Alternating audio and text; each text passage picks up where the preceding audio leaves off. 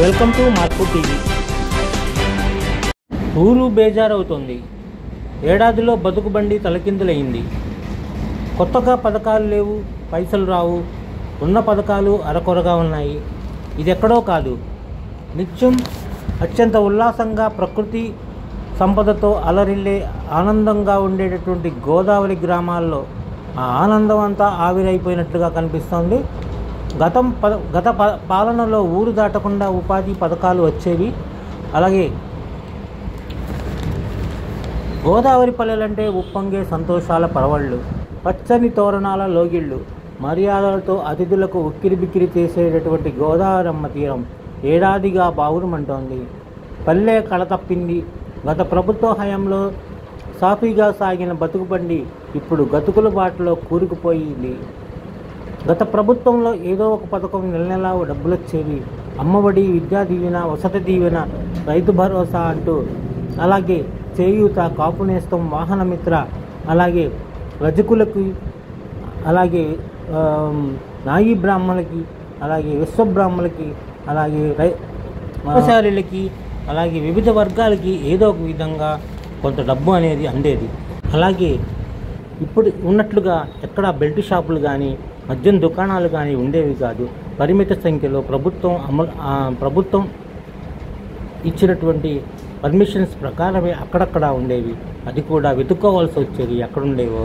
అయితే ఇప్పుడు ప్రతి చోట, ప్రతి పల్లెలో, ప్రతి ఇంటి దగ్గర కూడా ఇలా బెల్ట్ షాపులు అనేవి ఉంటున్నాయి. ఇది కూడా చాలా దారుణమైన పరిస్థితులు కల్పిస్తున్నాయి. గతంలో స్కూల్ తెలిస్తే పిల్లలకు యూనిఫామ్స్, టైస్, బెల్టు, బూట్లు, పుస్తకాలు, విద్యా కానుక సిద్ధంగా ఉండేవి. చేతిలో ట్యాబ్లతో పిల్లలు ఆత్మవిశ్వాసంతో ప్రభుత్వ స్కూళ్ళకు వెళ్ళేవాళ్ళు. అయితే ఇప్పుడు అదంతా గతం. ప్రతి అవ్వ, ప్రతి తాతని వాలంటీర్లు పలకరించేవాళ్ళు. పెన్షన్ టైంలో కానీ ఏ సమయంలో అయినా సరే వారికి ఇబ్బంది వస్తే తమ సొంత పిల్లలు లేకపోయినా సరే వాలంటీర్లకు ఫోన్ చేస్తే వాళ్ళు వచ్చి సహాయం చేసేవాళ్ళు. మందుల దగ్గర నుంచి నిత్యావసరాల వరకు కూడా వారి యొక్క అనుబంధాన్ని బట్టి తీసుకొని వచ్చి ఇచ్చేవాళ్ళు. అయితే ఇప్పుడు ఆ అవస్థ తీసేశారు. పేదవారికి, చిన్న చిన్న వ్యాపారస్తులకి జగనన్న తోడు అనేటటువంటి 10,000 రూపాయలు లోన్ అని ఇప్పించేటువంటి పథకం ఒకటి వాలంటీర్లే దగ్గర ఉండి వాళ్ళకి ఇప్పించేవాళ్ళు. ఎలాంటి తిరిగే అవసరం కూడా ఉండేది కాదు.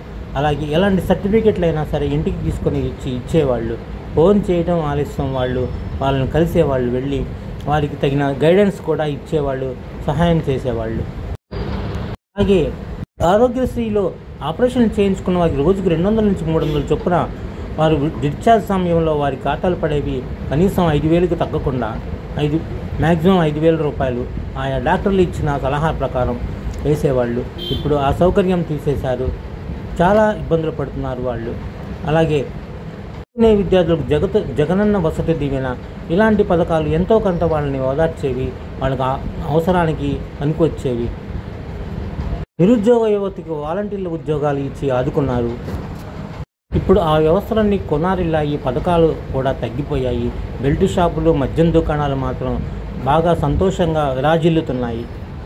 ఇప్పటికైనా ప్రభుత్వాలు ఈ పేదవారి యొక్క, మధ్యతరగతి యొక్క అవసరాలను గుర్తించి వారికి ఇస్తానన్న పథకాలను సక్రమంగా ఇచ్చి వారి కళ్ళల్లో సంతోషాన్ని నింపే ప్రయత్నం చేయాలి. అలాగే ప్రభుత్వం కూడా వారికి తగిన తోడుగా, అండగా ఉండే విధంగా ఉంటే ప్రజలంతా సంతోషిస్తారు. ఎలాంటి వారికి మద్దతు ఇవ్వడానికి అవకాశం ఉంటుంది. థ్యాంక్ యూ ఫర్ వాచింగ్ మార్పు టీవీ.